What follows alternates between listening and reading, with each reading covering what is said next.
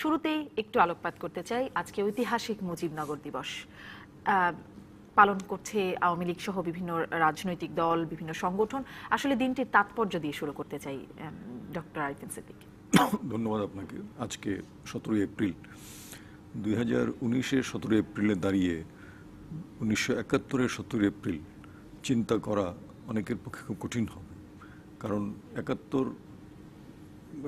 একাত্তরের মহান মুক্তিযুদ্ধের পরে বেশ কিছু প্রজন্ম নতুনভাবে পৃথিবীতে এসেছে। তারা এখন বাংলাদেশের শুধু নাগরিক নয়, তারা ভোটের অধিকার প্রাপ্ত নাগরিক, তারা ভোট দেন।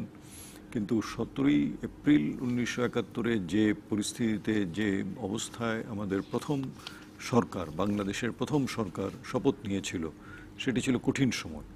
সেই দিন আপনার যে আম্রকাননে যে শপথ নিয়েছিলেন বঙ্গবন্ধুর অবর্তমানে অস্থায়ী রাষ্ট্রপতি সৈয়দ নজরুল ইসলাম, প্রধানমন্ত্রী তাজউদ্দিন আহমেদ সহ মন্ত্রীবর্গ, সেই মন্ত্রী পরিষদের যে শপথ গ্রহণ অনুষ্ঠান, সেখানে 10ই এপ্রিলে যে স্বাধীনতার ঘোষণাপত্র ঘোষিত হলো, সেটি উপস্থাপন করা হলো। পবিত্র ধর্মগ্রন্থ পাঠের মাঝ দিয়ে শপথ গ্রহণ অনুষ্ঠান শুরু হলো এবং সেখানে গার্ড অফ অনার প্রদান করা হলো নবনির্বাচিত অস্থায়ী রাষ্ট্রপতি এবং মন্ত্রী পরিষদের সদস্যবৃন্দ। অর্থাৎ আমি যেটা বলতে চাচ্ছি যে সেই সময়, সেই কঠিন সময়ও কিন্তু এখন বঙ্গভবনে আমরা যে মন্ত্রী পরিষদের শপথ গ্রহণ অনুষ্ঠান দেখি, ঠিক সেই ধরনের আনুষ্ঠানিকতার মধ্য দিয়ে আমাদের প্রথম সরকার শপথ নিয়েছিল। তাহলে বোঝা যায় যে সেই সরকার দায়িত্ব গ্রহণ করে কত নিখুঁতভাবে পরবর্তী 9টি মাস তারা মুক্তিযুদ্ধকে পরিচালনা করেছে, নেতৃত্ব দিয়েছে। আজকে আমরা স্বাধীন বাংলাদেশের নাগরিক। তা আমি আজকের এই দিনে তাদের প্রতি, বিশেষ করে আমাদের 4 জাতীয় নেতা যারা মুক্তিযুদ্ধে নেতৃত্ব দিয়েছেন, বঙ্গবন্ধুর অবর্তমানে নেতৃত্ব দিয়ে আমাদের বিজয় অর্জন নিশ্চিত করেছেন এবং একই সাথে বঙ্গবন্ধুর সপরিবারে হত্যাকাণ্ডের পর কোনো আপোষ না করে তারা জেলখানায় অন্তরীণ থাকলেন এবং বঙ্গবন্ধুর হত্যাকাণ্ডের পরে 3রা নভেম্বর 1975-এ তারাও কিন্তু পৃথিবী ছেড়ে চলে গেলেন। আজকে আমরা বুঝতে পারি যে তাদের যে বিচক্ষণতা, তাদের যে প্রজ্ঞা, বঙ্গবন্ধুর প্রতি তাদের যে আনুগত্য, সেই কারণেই আমরা সম্মিলিতভাবে সেই সময়ের 7.5 কোটি বাঙালি মুক্তিযুদ্ধের মাধ্যমে এই দেশ অর্জন করেছি। তো এই প্রথম সরকারের যে অবদান, সেটি আমাদের সবসময় স্বীকার করতে হবে। নিশ্চয়ই। যেন মোজাম্মেল হোসেন মঞ্জু, আপনার কাছ থেকেও নিশ্চয়ই জানতে চাই, সেই সাথে আমাদের তথ্যমন্ত্রী যেটি বলছিলেন যে বিএনপি এটি পালন করে না, আসলে পালন করতে কি কোনো অসুবিধা আছে? এখানে কি কোনো ইগো কাজ করে নাকি কেন পালন করে না, না করলেই বা কি অসুবিধা? বিএনপি কেন পালন করে না সেই কৈফিয়ত দেওয়ার আমার কোনো প্রয়োজন নাই। আমরা দেখি যে আমাদের দেশের জাতীয় মুক্তি সংগ্রাম এবং মুক্তিযুদ্ধ সম্পর্কে বিএনপির দৃষ্টিভঙ্গি অত্যন্ত অস্বচ্ছ এবং ভ্রান্ত। কেমন তারা এই মুক্তি সংগ্রামের নেতৃত্ব, বিশদ বঙ্গবন্ধু শেখ মুজিবুর রহমান সাহেবের অবস্থান, আওয়ামী লীগের ভূমিকা, 9 মাসের যুদ্ধ এবং এই যে মুজিবনগরে শপথ নিয়ে সেখানে স্বাধীনতার ঘোষণায় জনগণের যে আকাঙ্ক্ষাগুলো তুলে ধরা হয়েছিল, সেগুলির সঙ্গে বিএনপির তাদের নীতিগত, তাদের মানসিক অবস্থান আমরা খুব স্বচ্ছ দেখি না। আমরা মনে করি যে বিএনপি একটি বড় রাজনৈতিক দল, বাংলাদেশে তাদের অনেক সমর্থক আছেন।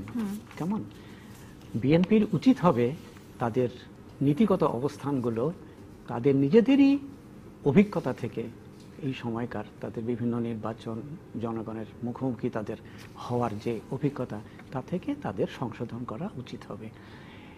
মুজিবনগর সরকার বা বাংলাদেশের কিন্তু এটা প্রথম সরকার। 25শে মার্চ পাকিস্তানিরা আমাদের উপর গণহত্যা শুরু করলো। 26শে মার্চ বঙ্গবন্ধুর যে ঘোষণা স্বাধীনতার, যেটি আপনার চিরাঙে পাঠানো হয়েছিল, ওই সময় আমরা বলবো যে প্রতিরোধ আন্দোলনের মধ্য দিয়ে স্বাধীনতার যুদ্ধ শুরু হয়ে গেছে। কিন্তু দেশটা তো ক্রমশই বিদেশি সৈন্যরা দখল করে নিল। তো এই যে 9 মাস যে আমরা স্বাধীনতার জন্য লড়াই করলাম, আমরা দেশ ছাড়া, আমরা বিদেশের মাটিতে, দেশ পরপ্রধানত এই লোকগুলো কোনোদিন কোনো সরকার পরিচালনা আগে করেননি, অত অভিজ্ঞতা তাদেরও ছিল না। তারা 9 মাসে 3টি বড় ক্ষেত্র ছিল এই সরকারের দ্বারা এই মুক্তিযুদ্ধ পরিচালনার। একটি হচ্ছে যে নীতি নির্ধারণ এবং ব্যবস্থাপনা সরকারের, আরেকটা হচ্ছে ভারত এবং আন্তর্জাতিক সম্প্রদায়ের সঙ্গে চুক্তি, বোঝাপড়া, তাদেরকে বোঝানো, তাদের সমর্থন যোগাযোগ একদম। আদায় করা। আমি 3টি বলেছি। আরেকটি হচ্ছে মুক্তিযুদ্ধের ভেতরেই ষড়যন্ত্র ছিল। আমরা জানি যে মুজিবনগর সরকারের যে 5 জনের যে একজন খন্দকার মোশতাক, তিনি ছিলেন পররাষ্ট্রমন্ত্রী এবং তিনি গোপন ষড়যন্ত্র করে সিআইএর সঙ্গে সম্মতি দিয়ে পাকিস্তানের কনফেডারেশনের প্রস্তাব তুলতে যাচ্ছিলেন। তাজউদ্দিন আহমেদ এত দক্ষ এবং দূরদর্শী নেতা যে তিনি এই সব কিছু সামলেছিলেন এবং এই ষড়যন্ত্রও সামলেছিলেন, সেটাও পরাস্ত করেছিলেন। পররাষ্ট্রমন্ত্রী হিসেবে তার ছিল জাতিসংঘে গিয়ে তিনি এটা ঘোষণা দেবেন, কেমন, যে পাকিস্তানের সঙ্গে কনফেডারেশন সম্ভব। তাজউদ্দিনের সরকার সেটি, আমি বলবো যে 9 মাসে যারা পরিচালনা করলো, বঙ্গবন্ধু শেখ মুজিব সশরীরে উপস্থিত নাই, তিনি পাকিস্তানে বন্দী, এবং ওই সময় যদি দাঁড়িয়ে আপনি বলেন তাহলে তিনি ফিরে আসবেন কিনা আমাদের সামনে পরিষ্কার ছিল না, কেমন। এই নেতারা, তার সহকর্মীরা তো এত সব দুরূহ সমস্যার মধ্যে বলতে পারতেন না, মুজিব ভাই আমরা তো বুঝতে পারছি না, আপনি আমাদের একটু দিশা দেন, আমার একটু সিদ্ধান্ত দেন, এটা তো বলতে পারছিলেন না। কিন্তু এই 5 জন আমাদের, মানে 4 জন যারা 4 নভেম্বর আমাদের জেলখানায় নিহত হয়েছিলেন, জাতীয় 4 নেতা, ওই যে তাদের, এবং ওই সরকারের কিন্তু একটা উপদেষ্টা মণ্ডলী গঠন করা হয়েছিল। সেখানে আবার ন্যাপ, সিপিবি, কমিউনিস্ট পার্টি এবং ওই যে মনোরঞ্জন ধরের দল, কংগ্রেস, এইগুলো, অর্থাৎ বাংলাদেশের জনগণ যে ঐক্যবদ্ধ আছে মুক্তিযুদ্ধের পক্ষে, দেশের স্বাধীনতার জন্য, দুনিয়ার সামনে এটা প্রতিভাত করার জন্য এই সরকার মুক্তিযুদ্ধ পরিচালনা করেছে। আমি বলবো যে এই জায়গাটা কিন্তু এখনো আমাদের খুব বেশি নজর দেওয়া হয়নি, শুধু পালন করা বিষয় না। এই অধ্যায়টিকে, 9 মাসের মুক্তিযুদ্ধ পরিচালনার অধ্যায়টিকে, তার সমস্ত তথ্য, ঐতিহাসিক তথ্যগুলো ইতিহাসে আমাদের পাঠ্য বইতে আনা দরকার, আমাদের জানানো দরকার। নিশ্চয়ই নতুন প্রজন্মের কাছে জানানো দরকার। একটি বিষয় আপনি বলছেন, তখন বঙ্গবন্ধুর সাথে কথা বলবার সুযোগ ছিল না, যারা তখন শপথ নিলেন, কি করবেন, কিভাবে পরিচালনা করবেন, কথা বলবার সুযোগ ছিল না। এখন যারা শপথ নেবেন, এবারের সংসদে যারা শপথ নেবেন, সেখান থেকে এই প্রসঙ্গে আসতে চাই। মির্জা ফখরুল ইসলাম আলমগীর বলছেন বেগম জিয়া কারাগারে আছেন, তার সাথে কথা বলবার সুযোগ হয় নাই, মানে তার সাথে কথা, এই বিষয়ে কথা বলেননি। কিন্তু আমরা এখন যেটি জানছি যে শপথ না নিলে তো তাদের সংসদ সদস্যপদ খালি হবে, এবং নির্বাচিতরা বলছেন এটি বেগম জিয়াকে মুক্তির শর্তে তারা শপথ নেবেন। এরকম শর্ত মানার সরকারের সুযোগ আছে?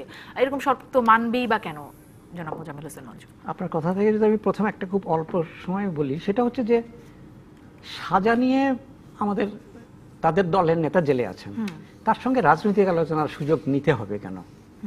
যদি বেআইনিভাবে কোনোভাবে নিতে পারে, চিরকুটের মাধ্যমে, এটা সেটা করতে পারে, অনেকেই করে, দলগুলো করে, কেমন। কিন্তু তার সঙ্গে মানে পরামর্শ করে, আপনি আগে বললেন যে বঙ্গবন্ধুর সঙ্গে তখন কথা বলার সুযোগ ছিল না, আর তার সহকর্মীরা এত বড় একটা মুক্তিযুদ্ধ পরিচালনা করেছিলেন, কেমন। তো ফখরুল সাহেবরা তার নেত্রীর সঙ্গে কথা না বলে এই ব্যাপারে একটা সিদ্ধান্ত নিতে পারেন না, ওটাকে একটা শর্ত কথা বলতে হবে। আরেকটা হচ্ছে যে আপনি বলছেন যে, আমি সম্ভবত এখানে একটা আলোচনায় বলেছিলাম যে এই দেয়া নেয়া করা, এই ট্রেড করা সম্ভবত আইনে সম্ভব নয়, যে বেগম জিয়াকে মুক্তি দিতে হবে, তোমরা পার্লামেন্টে আসো। কিন্তু যেটা সম্ভব সেটা হচ্ছে যে রাজনৈতিক সমঝোতার মনোভাব নিয়ে সুযোগ করে দেওয়া সম্ভব। আইনি কাঠামোর মধ্যেই বেগম জিয়ার মুক্তি হতে হবে। এই সাজা সরকার তুলে নেবে আর মুক্ত হবে, এরকম হবে না, কেমন। সেটা যদি একটা বৈপ্লবিক আন্দোলন করতে পারে, ক্ষমতা দখল করতে পারে বিএনপি, সেটা ভিন্ন কথা, তাছাড়া তো সেটা হবে না। তাহলে যেটা সমঝোতার মাধ্যমে হতে পারে সেটা হচ্ছে জামিনে মুক্ত হতে পারে, সরকার তাদের সঙ্গে একটা সমঝোতায় আসতে পারে যে সরকার জোরালোভাবে জামিনের বিরোধিতা করবে না। এর আগে কিন্তু জামিনের বিরোধিতা করে উচ্চতম আদালত পর্যন্ত গেছেন সরকার, এটা তারা যাবে না, কেমন। এই আরেকটা বিষয় আলোচনায় আসছে, সেটি হচ্ছে প্যারোল।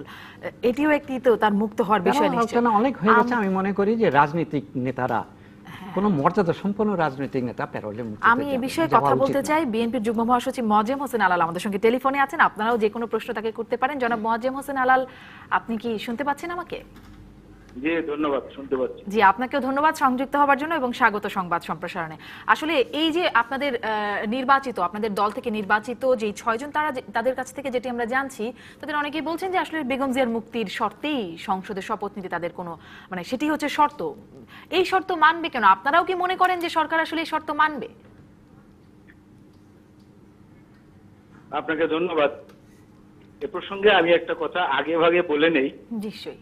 যে এইটা যে একটা সরকার, রাজনৈতিক ব্যাকরণের মধ্যে কিন্তু একে সরকার বলা খুব দুরূহ।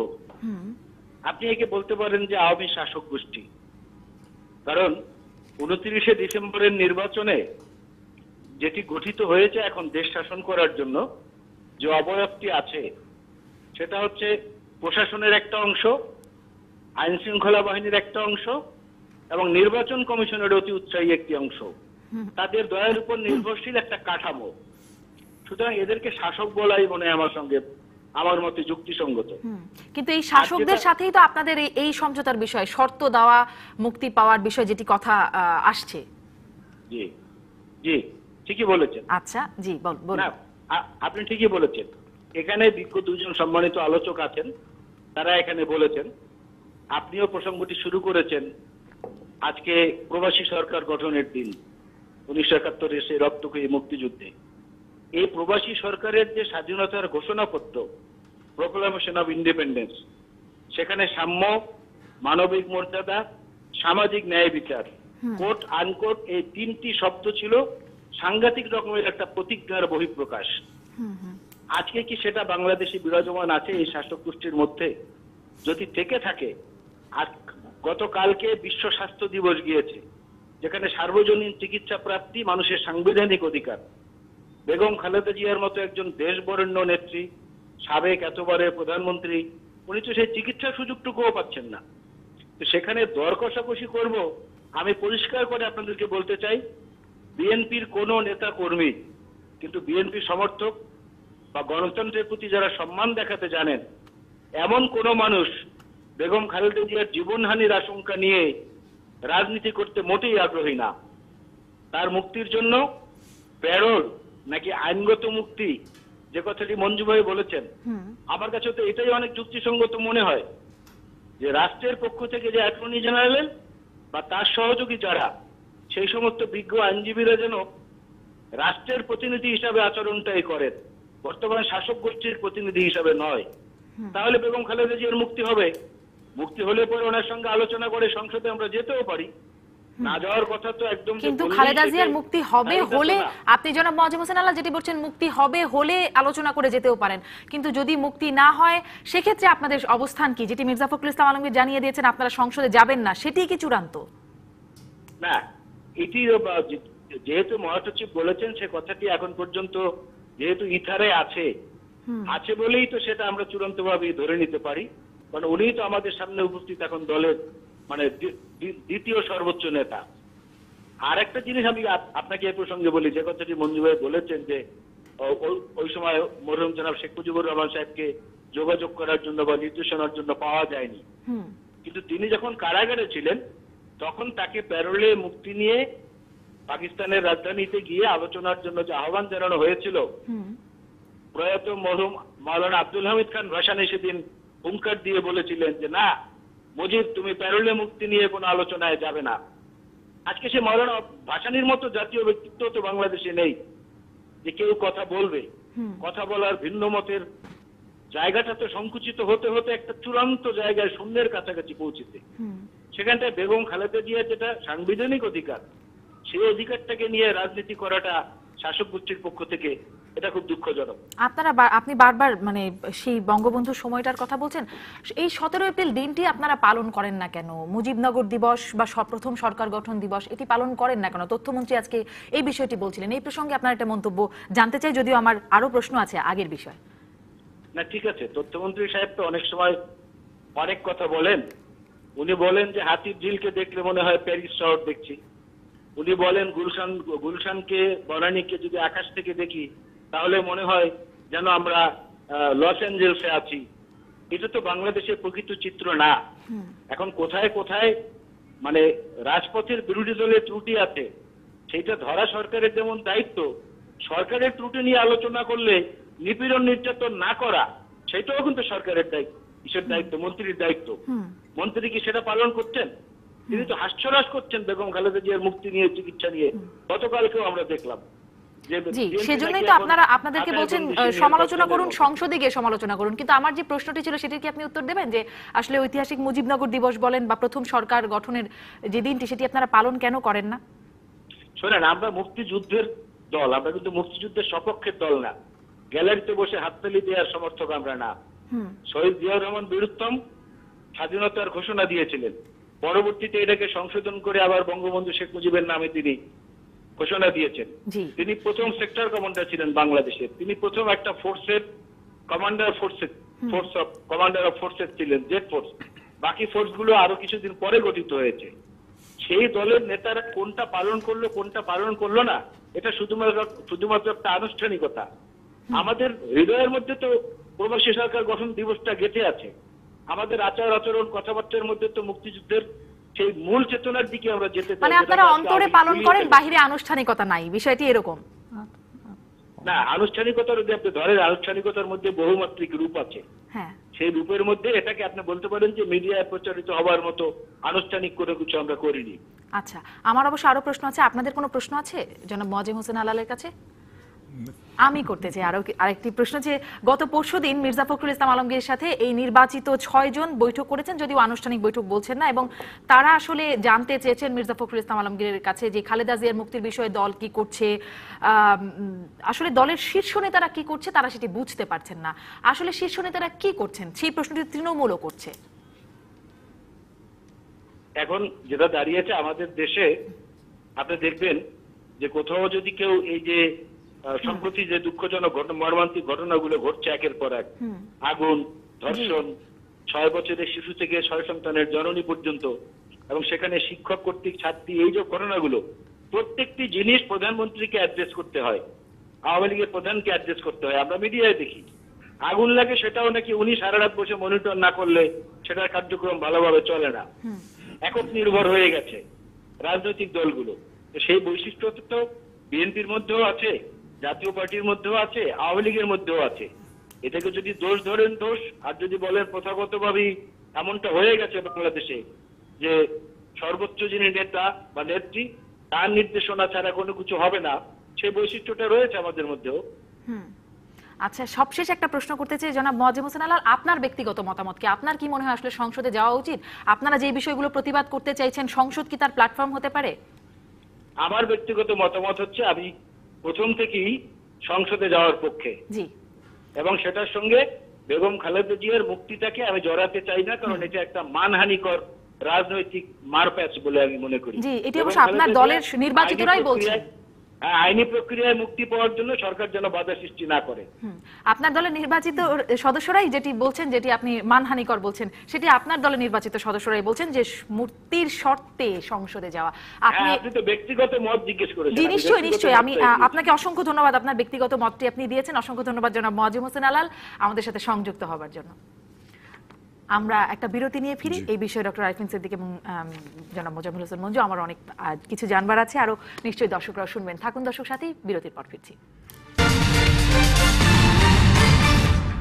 ফিরলাম সংবাদ সম্প্রসারণে। যে প্রসঙ্গটিতে ছিলাম সেটি নিয়ে ডক্টর আরিফিন সিদ্দিক, আপনার কাছে জানতে চাই, যেটি জনাব মোয়াজ্জেম হোসেন আলাল বললেন যে তিনি ব্যক্তিগতভাবে সংসদে যাবার পক্ষে, শপথ নেবার পক্ষে, বিএনপির নির্বাচিত যারা তারা পক্ষে, বিএনপির মধ্যে অনেকেই সংসদে যাবার পক্ষে আছে, কিন্তু মির্জা ফখরুল ইসলাম আলমগীর তাদের এখনকার নেতা বলে বলছেন জনাব মোয়াজ্জেম হোসেন আলাল। তাহলে কি সিদ্ধান্তটা মির্জা ফখরুল ইসলাম আলমগীরেরই যে মানে বিএনপি শপথ নেবে কি নেবে না? আমরা তো টেলিভিশনে বিএনপির যারা নির্বাচিত সদস্য তাদের মতামত শুনলাম, জনাব আলাল একই কথা বললেন ওনার ব্যক্তিগত মত হিসেবে। এবং আপনি দেখবেন যে দেশের মানুষ যারা হয়তো প্রত্যক্ষভাবে কোনো রাজনৈতিক দলের সাথে সরাসরি সম্পৃক্ত নয়, তাদেরও কিন্তু সাধারণ মতামত এটাই যে যারা নির্বাচিত হয়েছেন তারা সংসদে যাবেন এবং সংসদে কথা বলবেন। বিশেষ করে যারা নির্বাচিত হয়েছেন তাদের যে নির্বাচনী এলাকা, সেই এলাকার জনগণ যারা তাদেরকে নির্বাচিত করেছেন তাদেরও কিন্তু প্রত্যাশা যে তারা যাবেন, কারণ তাদের প্রতিনিধিত্ব থাকতে হবে জাতীয় সংসদে। তাদের প্রতিনিধি যদি না যান তাহলে তাদের প্রতিনিধিত্ব আর থাকছে না, তারা প্রতিনিধিত্ব শূন্য হয়ে যাচ্ছেন। তো সব দিক বিবেচনা করলে আমারও মনে হয় যে নির্বাচিত সদস্য তারা যে কথাগুলো বললেন সেটাই তো সাধারণভাবে গ্রহণযোগ্য একটা মতামত। বিএনপির প্রতীক নিয়ে তারা নির্বাচন করেছেন, বিএনপির সদস্য হিসেবে তারা নির্বাচন করেছেন, এতে কোনো সন্দেহ নাই। কিন্তু এখন নির্বাচিত হওয়ার পরে জনগণের প্রতিও তো তাদের একটা কমিটমেন্ট আছে দল হিসেবে, রাজনৈতিক দল হিসেবে বিএনপির, সেটাও কিন্তু বিবেচনা করা দরকার।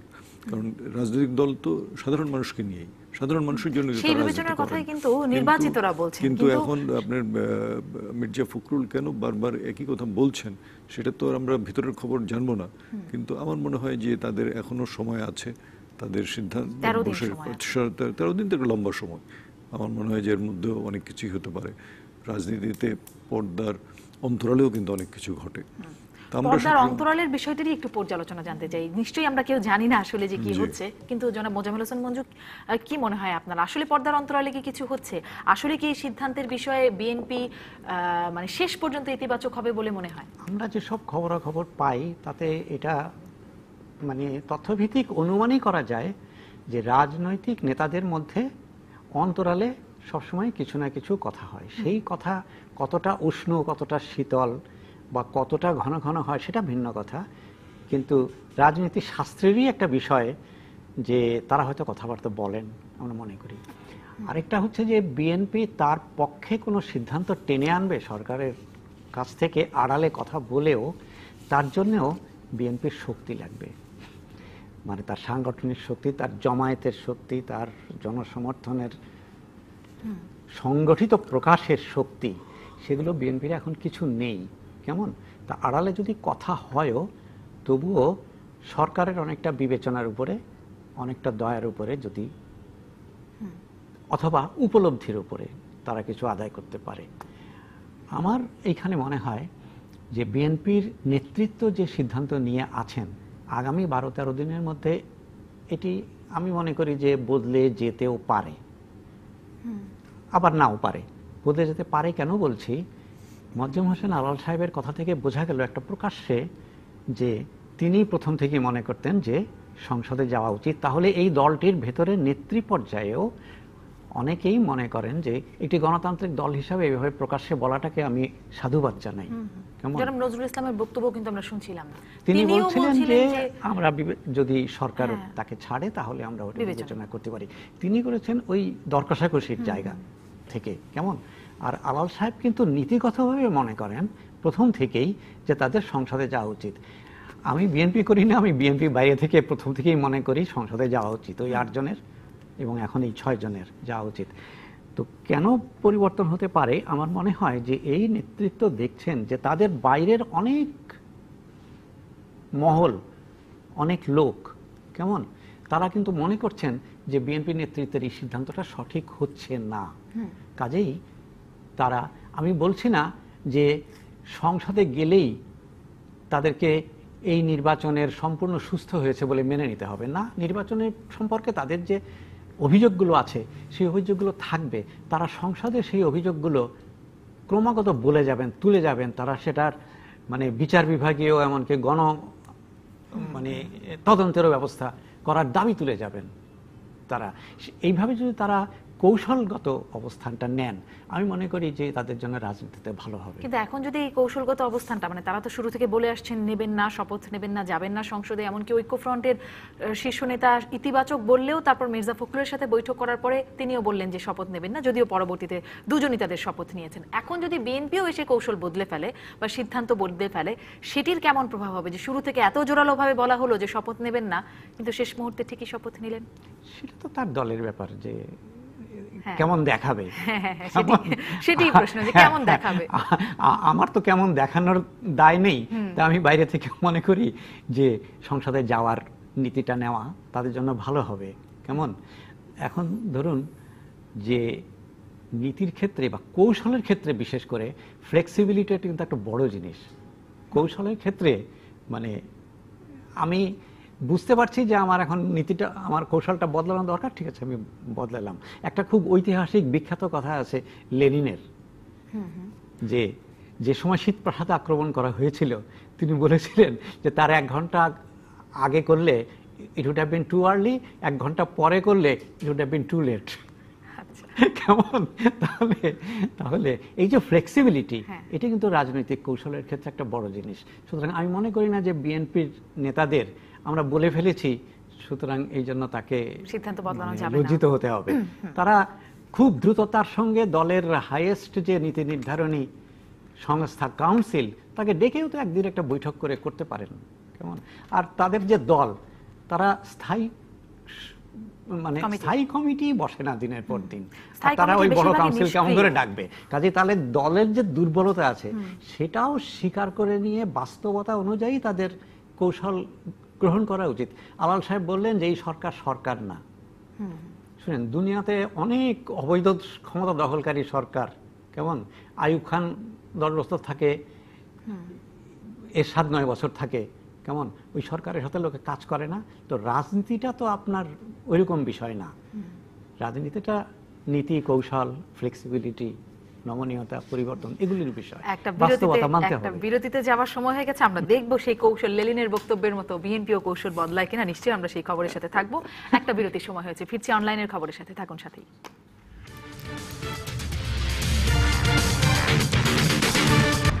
ফিরলাম সংবাদ সম্প্রসারণে। অনলাইনে সবশেষ কি আছে দেখে নিতে চাই। bdnews24.com এর প্রথম খবরটাই হচ্ছে তিতাসে দুর্নীতির 22টি খাত দেখালো দুদক। এই খবরটি নিয়ে কথা বলতে চাই, তবে তার আগে কিছু খবর দর্শকদের জানিয়ে দিই। অযত্ন অবহেলায় ধুঁকছে মুজিবনগর আম্রকানন। মুজিবনগর দিবসের বিশেষ খবর এটি। স্ত্রী হত্যার পর আলামত লুকাতে গায়ে আগুন। একটি খবর দেখছি, প্রেম প্রত্যাখ্যান করায় কলেজ ছাত্রী খুন, যুবক আটক। পরের পত্রিকায় যেতে চাই, ডেইলি স্টারেও দেখছি businessman should for wrapping women for 4 years. আজ মামলা করা হয়েছে এতদিন পরে, 4 বছর ধরে ধর্ষণ। মানে এত প্রতিবাদ, এত কথা, তবুও প্রতিদিনই ধর্ষণ, নারীর প্রতি সহিংসতা চলছেই। মানে আপনার মূল্যবোধের যে চরম অবক্ষয় ঘটেছে সমাজে, সেটারই চিত্র এগুলো দেখা যাচ্ছে। এটা আমরা মাদ্রাসায় দেখলাম, এখন আপনার বাড়িতে এই অবস্থা, তাহলে আপনি কোথায় মেয়েরা সুরক্ষার মধ্যে থাকবে? জনাব মোজাম্মেল হোসেন মঞ্জু, এই প্রতিবাদ, মানববন্ধন, এতে কি আসলে এদের উপর কোনো প্রভাব পড়ে না? অপরাধীর উপরে তারা কি কিছু এগুলো কি মাথায় নেয় না কখনো? অপরাধীরা প্রতিবাদ বা মাথায় নেবে কেন? অপরাধীরা মাথায় নেবে শাস্তি পড়লে, মাথায় বাজ পড়লে তার হুঁশ হবে। হ্যাঁ, এটা আমি কথাটা এইভাবে বললাম, কিন্তু কথা হচ্ছে কি যে সত্যি কিন্তু খুব উদ্বেগের বিষয় যে নানা ধরনের অপরাধ তো সমাজে আছে, দুর্নীতি আছে, যৌন অপরাধ এবং তার বিভিন্ন রকম মাত্রা উদ্বেগজনকভাবে বেশি দেখা যায়। যৌন অপরাধ মানে মানুষের ইতিহাসে সবসময়ই বিভিন্নভাবে কোনো না কোনোভাবে ছিল, কিন্তু নগর সভ্যতার সঙ্গে যুক্ত হয়ে যেমন এইরকম যৌন নিপীড়ন, নির্যাতন, নৃশংসতা এবং অপরাধ শিক্ষা প্রতিষ্ঠানে পর্যন্ত যেগুলো আমরা ইদানিং দেখছি ঘটছে, যে আমার মনে হয় যে সমাজ গবেষক যারা, সমাজপতি যারা, আইনের সঙ্গে যুক্ত লোক, সরকার, তাদের একটু গভীরভাবে ভাবা উচিত, অনুসন্ধান করা উচিত যে কেন বাড়ছে। আগে যে ছিল না এমনটি নিশ্চয়ই নয়, এখন সহজভাবেই আলোচনায় বলা হয় আসছে। যে আপনি দায় মুক্তি দিলে সেই অপরাধ আপনি থামাবেন কেমন করে, কেমন? সেখানে দেখা যাচ্ছে যে যৌন নিপীড়নের মামলা অত্যন্ত ধীর গতিতে চলে এবং খুব কম সংখ্যক নিষ্পত্তি হয়।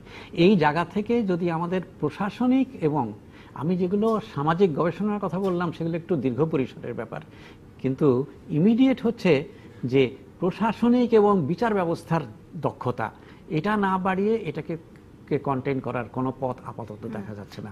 গতকাল সুপ্রিম কোর্ট বললেন যে জবানবন্দি নেওয়ার সময় নারী ম্যাজিস্ট্রেট থাকতে হবে, এই সম্পর্কিত প্রজ্ঞাপন জারি করা হয়েছে। আগেও আসলে হয়তো কাজ কি? ঘটনা ঘটেছে, কিন্তু এখন ইদানিংকালে পত্রপত্রিকায় প্রচার মাধ্যমে যেভাবে আসে সেটা হয়তো আগে কম এসেছে।